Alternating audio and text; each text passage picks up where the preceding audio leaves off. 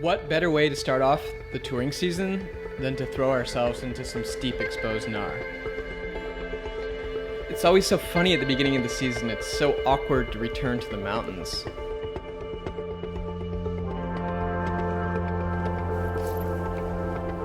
It's such a foreign environment and there's just so much gear.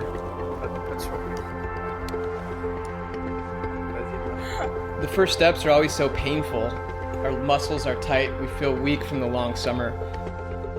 It doesn't matter how many espressos we drank that morning, the way up seems endless.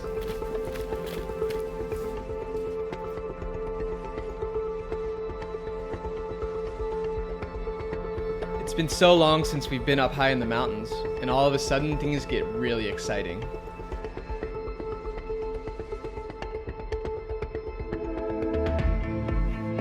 As we get higher and higher, our clumsy beginning steps are replaced with deliberate movement.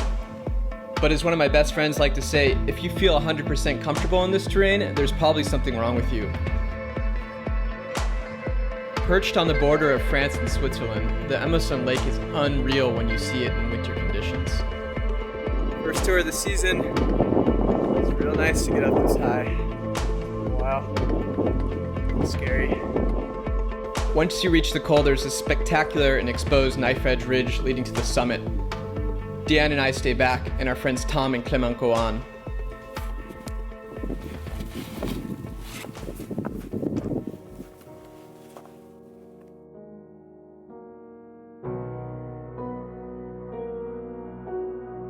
We watch as they head up the final steps to the exposed summit.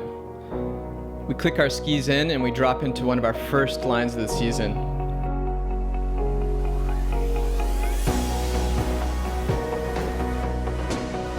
The snow is absolutely perfect.